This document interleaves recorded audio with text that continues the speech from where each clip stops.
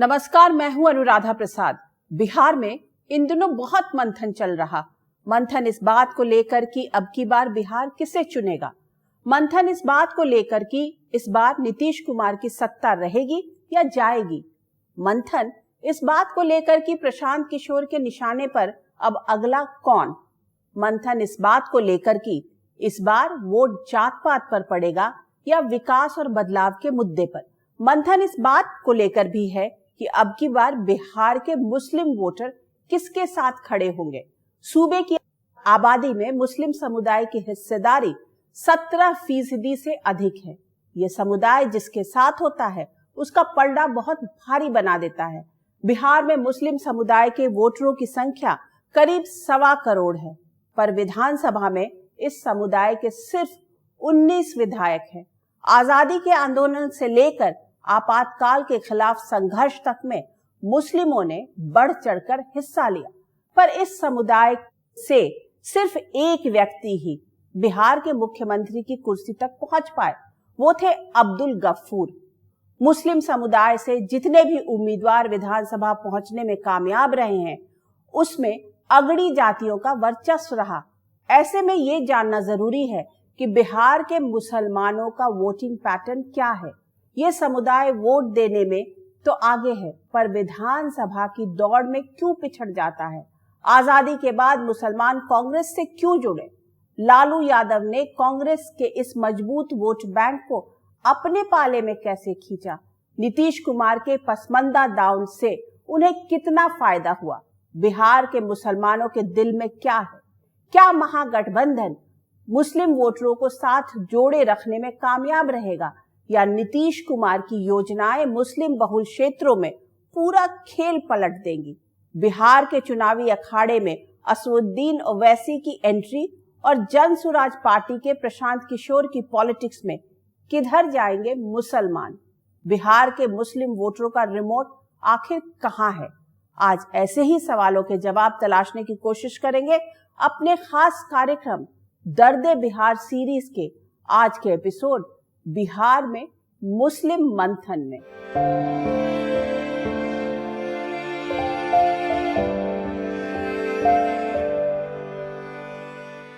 बिहार विधानसभा की 243 सीटों में से करीब 50 सीटों पर मुस्लिम वोटर गेम चेंजर की भूमिका में माने जाते हैं। सीमांचल के 4 जिलों यानी किशनगंज, कटिहार, अररिया और पूर्णिया की 24 सीटों पर मुस्लिम वोटर निर्णायक भूमिका में हैं। 11 विधानसभा सीटें तो ऐसी हैं जहां मुस्लिम वोटरों की संख्या 40% या उससे भी अधिक है। 7 सीटों पर 30 से 40% के बीच मुस्लिम वोटर है। 27 विधानसभा क्षेत्र ऐसे हैं जहां मुस्लिम वोटरों की हिस्सेदारी 20 से 30% के बीच है। अब सवाल उठता है कि मुस्लिम बहुल क्षेत्रों में भी इस समुदाय के उम्मीदवार विधानसभा की रेस में क्यों पिछड़ जाते हैं। इस सवाल पर आने से पहले ये जानना जरूरी है कि बिहार के 17% मुस्लिम वोटरों को लुभाने के लिए किस तरह के समीकरण बैठाए जा रहे हैं और सूबे के मुसलमानों के जहन में कौन से मुद्दे चल रहे हैं।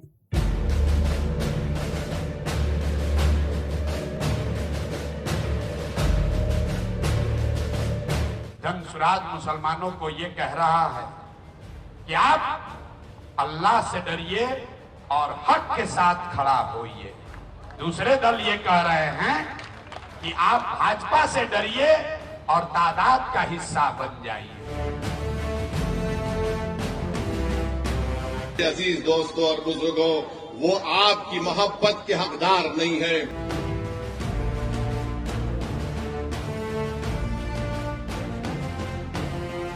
बिहार के वोट युद्ध में खड़े सियासी दलों के महारथी सूबे में 1.25 करोड़ मुस्लिम वोटरों के मन को पढ़ने की कोशिश कर रहे हैं। जानने और समझने की कोशिश हो रही है कि मुस्लिम समुदाय जब ईवीएम का बटन दबाने जाएगा तो उसके सामने कौन से मुद्दे टॉप पर होंगे। वक्फ कानून का मुद्दा वोट युद्ध में फायदा पहुंचाएगा या नुकसान। जो हम लोगों को सेफ्टी दे रहा है और हर तरह का कोई तरह का दिक्कत नहीं है, तो हम लोग उस तरफ हैं। नीतीश कुमार के लिए इरादा ये है कि इन्होंने बीजेपी से मिलते हैं, समझा, इसलिए हम लोग उनको नहीं चाह रहे हैं। अक्टूबर महीने में किसी भी दिन चुनाव की तारीखों का ऐलान हो सकता है। अभी तक बिहार के चुनावी अखाड़े में जो तस्वीर बनती दिख रही है उसमें मुस्लिम वोटों के 4 बड़े दावेदार दिख रहे हैं। महागठबंधन जिसमें आरजेडी, कांग्रेस, लेफ्ट और वीआईपी जैसी पार्टियां हैं, एनडीए जिसमें बीजेपी, जेडीयू, एलजेपीआर, हम और आरएलएम जैसी पार्टियां हैं, जनसुराज पार्टी और असदुद्दीन ओवैसी की एआईएमआईएम जैसी पार्टियां हैं। एक स्टडी के मुताबिक 2020 के चुनाव में मुस्लिम समुदाय के वोट का 77% महागठबंधन के खाते में गया। एनडीए के हिस्से आया 12%, एआईएमआईएम को मिला 11%। लेकिन इस बार मुस्लिम वोटों के समीकरण में बड़े बदलाव की अटकलें लगाई जा रही। एनडीए के रणनीतिकारों का आकलन है कि महिला रोजगार योजना से लेकर सामाजिक सुरक्षा पेंशन के लाभार्थियों में मुस्लिम वर्ग के लोग भी अच्छी खासी तादाद में हैं। मुसलमानों को बीजेपी से डरा के ये लोग वोट लेते हैं। कुछ होने वाला नहीं है इस बार। मुसलमान खुदा से डरेगा, किसी से डरेगा नहीं। वो डेवलपमेंट के साथ आएगा, मोदी और नीतीश के साथ आएगा। बिहार के मुख्यमंत्री श्री नीतीश कुमार जी ने जो मैकेनिज्म की, विकास की, वो धर्म की नहीं की, जात की नहीं की, क्षेत्र की नहीं की, बिहार की। पिछले कुछ वर्षों में ऐसी हवा चली जिसमें बिहार के मुस्लिम समुदाय ने चुनाव में महागठबंधन के साथ खड़े होने में अपनी बेहतरी समझी। कभी लालू यादव ने MY यानी मुस्लिम प्लस यादव वोटों के दम पर 15 वर्षों तक बिहार में सत्ता समीकरण बिठाया। बिहार की सत्ता लालू यादव से नीतीश कुमार के हाथों में गई, लेकिन मुस्लिम समुदाय के वोट का बड़ा हिस्सा लालू यादव की आरजेडी के साथ बना रहा। महागठबंधन में आरजेडी के साथ कांग्रेस भी है। मुसलमान वोटर्स और बिहार का वो तमाम वोटर्स जो तब्दीली चाहता है, जो बदलाव चाहता है और जो इस सरकार से, मौजूदा सरकार बिहार की और देश की हो, उससे त्राहिमाम और परेशान है, वो सब महागठबंधन की तरफ जाएगा। राजनीति उम्मीदों के सहारे चलती है। प्रशांत किशोर को भी उम्मीद है कि अब की बार बिहार के मुसलमानों का जनसुराज पार्टी को समर्थन मिलेगा।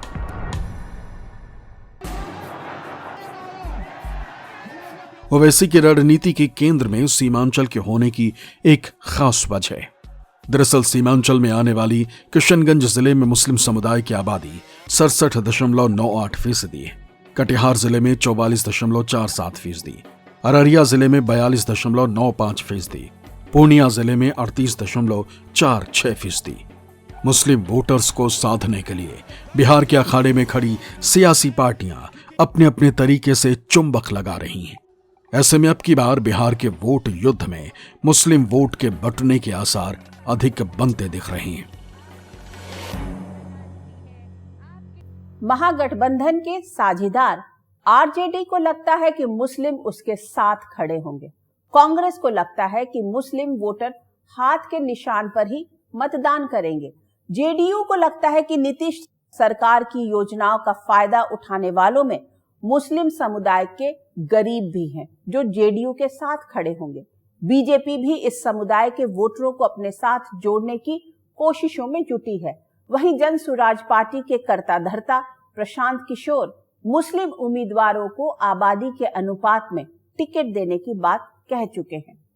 हैदराबाद के असदुद्दीन ओवैसी की पार्टी भी फिर से बिहार के चुनावी अखाड़े में है। पिछले चुनाव में उनकी पार्टी के सिंबल से 5 उम्मीदवारों ने चुनाव जीतकर सबको चौंका दिया था। बिहार में ओवैसी की एंट्री को दूसरे तरीके से भी देखा जा सकता है। दरअसल साल 2020 के चुनाव में एनडीए और महागठबंधन के बीच वोटों का अंतर करीब 11,000 का रहा, पर दोनों के बीच 15 सीटों का अंतर था। ओवैसी की एआईएमआईएम को मिले 25 लाख से अधिक वोट, मतलब मुस्लिम समुदाय का वोट बंटने का खामियाजा महागठबंधन को उठाना पड़ा। ऐसे में हिसाब लगाया जा रहा है कि क्या इस बार बिहार के मुस्लिम वोटर 4 खानों में बंट जाएंगे। सवाल ये भी है कि क्या बिहार में सियासी दलों और नेताओं ने मुसलमानों को सिर्फ वोट बैंक की तरह इस्तेमाल किया, क्योंकि आजादी के बाद हुए पहले बिहार विधानसभा चुनाव में भी सिर्फ 24 मुसलमान ही चुनाव जीते थे, जिनमें से 23 कांग्रेस से और 1 निर्दलीय था। तब बिहार विधानसभा में सदस्यों की संख्या 330 हुआ करती थी। उनमें से 14 शेख, 5 सैयद और 1 पठान यानी मुस्लिमों के बीच की अगड़ी जातियों से ताल्लुक रखते थे। ऐसे में बिहार विधानसभा में मुस्लिम समुदाय की नुमाइंदगी के राजनीति शास्त्र और समाज शास्त्र को समझना भी बहुत जरूरी होगा।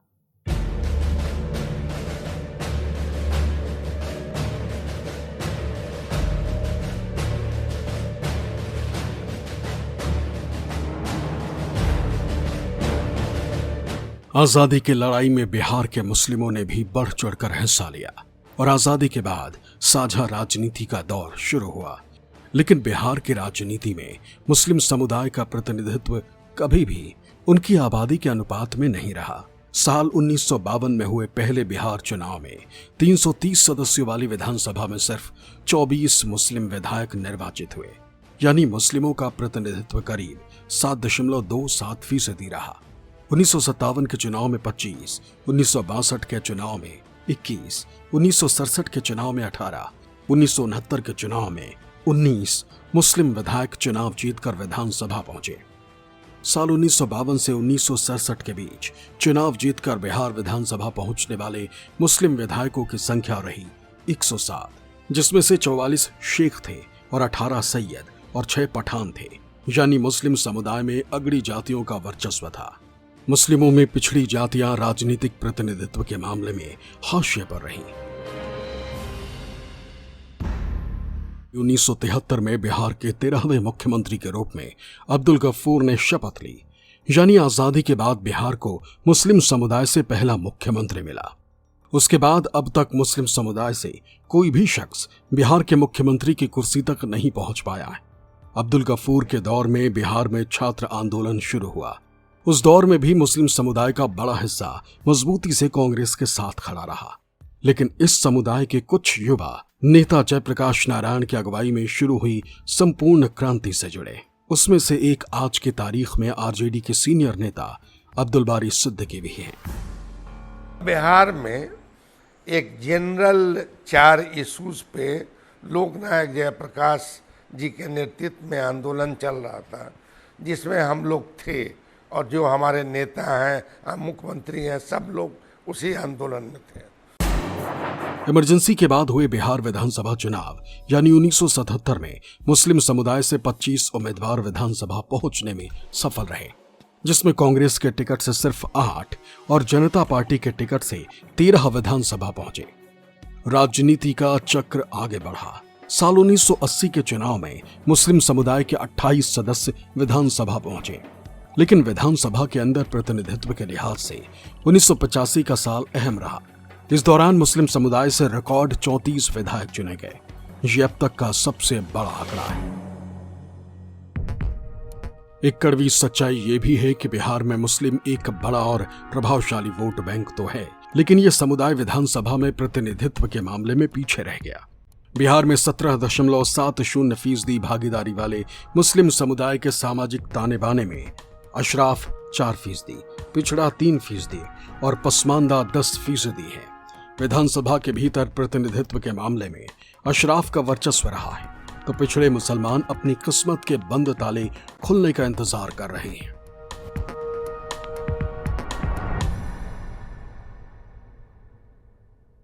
भले ही इस्लाम में जाति जैसी कोई चीज नहीं है, लेकिन अपने देश और बिहार के मुसलमान जाति और वर्गों में बटे हैं। कुछ स्टडी बताती है कि पिछले 3 विधानसभा चुनाव में मुस्लिम वोटरों की पहली पसंद महागठबंधन रहा है। साल 2015 के बिहार चुनाव में आरजेडी, जेडीयू और कांग्रेस साथ साथ लड़े, तब महागठबंधन को मुस्लिम समुदाय का करीब 80% वोट मिला। 2020 के चुनाव में नीतीश कुमार फिर एनडीए के जहाज पर सवार हो गए और सीमांचल में एआईएमआईएम मैदान में डट गई। बावजूद इसके महागठबंधन के खाते में मुस्लिम समुदाय का करीब 77% वोट आया। आंकड़े बताते हैं कि मुस्लिम बहुल क्षेत्रों में भी मुस्लिम उम्मीदवारों के चुनाव जीतने की गारंटी नहीं है। 2020 के विधानसभा चुनाव में आरजेडी ने 50% से अधिक मुस्लिम आबादी वाले विधानसभा क्षेत्रों में 4 मुस्लिम उम्मीदवार उतारे, जिनमें से सिर्फ एक ही चुनाव जीत पाया।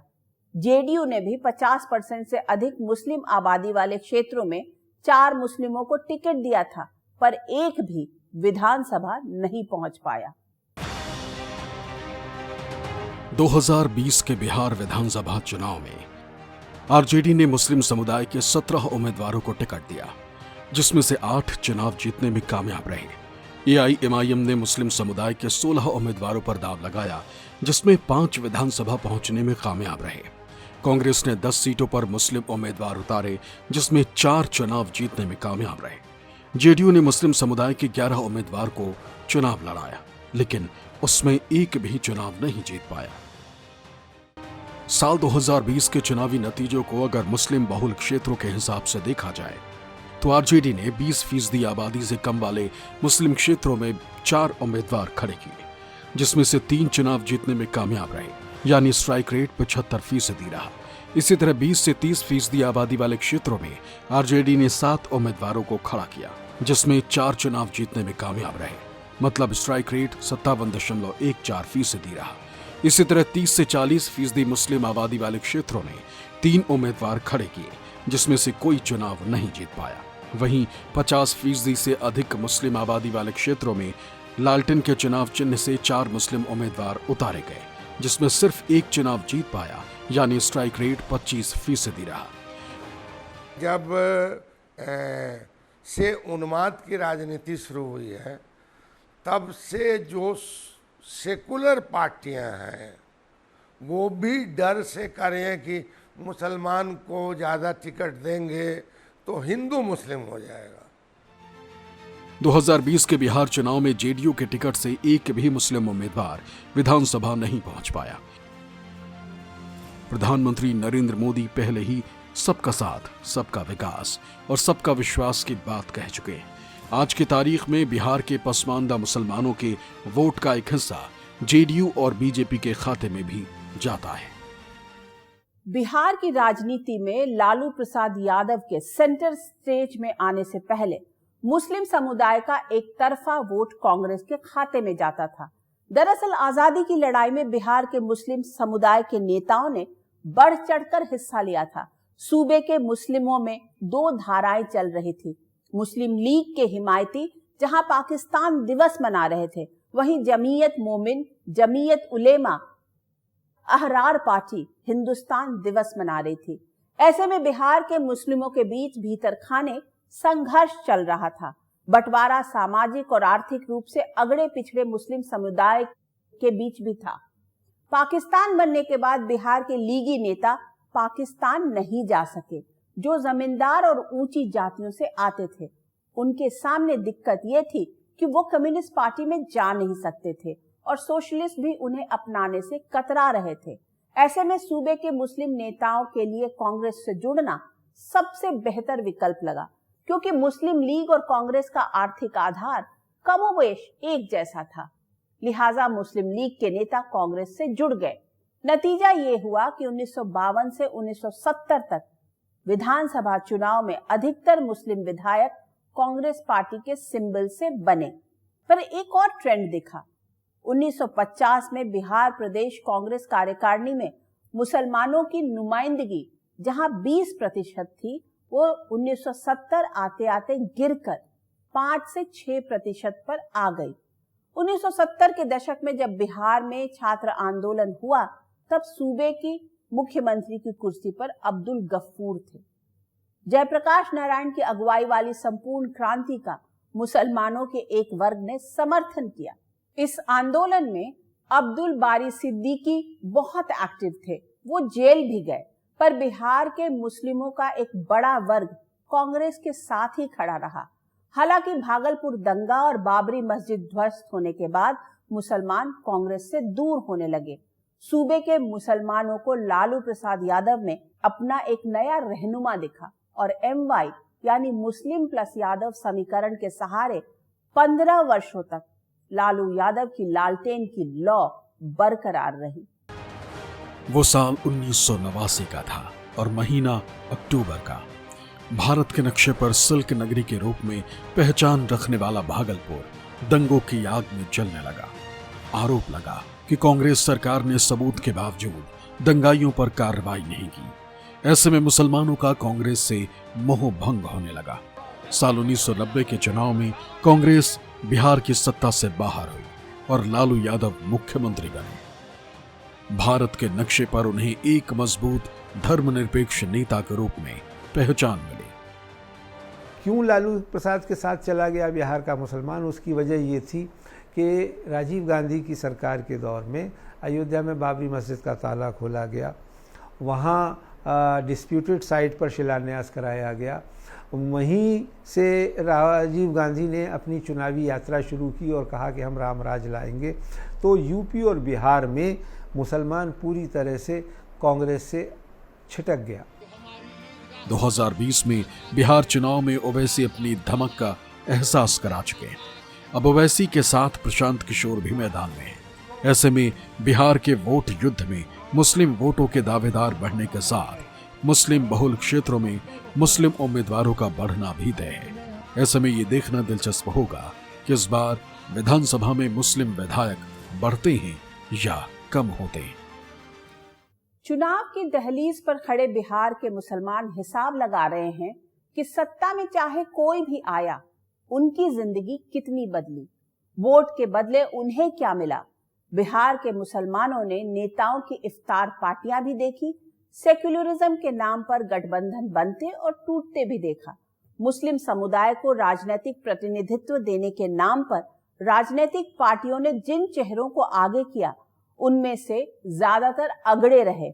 ऐसे में बिहार का गरीब और पिछड़ा मुसलमान गुणा भाग कर रहा होगा कि अब की बार वोट का इस्तेमाल कैसे किया जाए।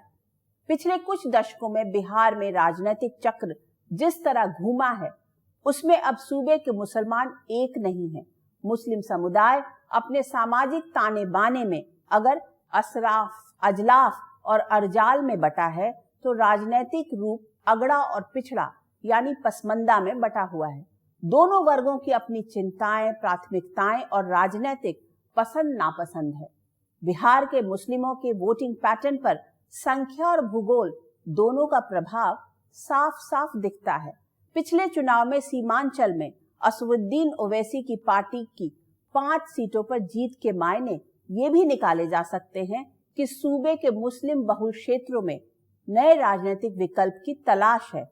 पर जिन क्षेत्रों में मुस्लिम वोटर बिखरे हैं, वहां वो स्थानीय नेताओं और जातीय समीकरणों के समर्थन या विरोध के जरिए चुनावी नतीजों को प्रभावित करते हैं।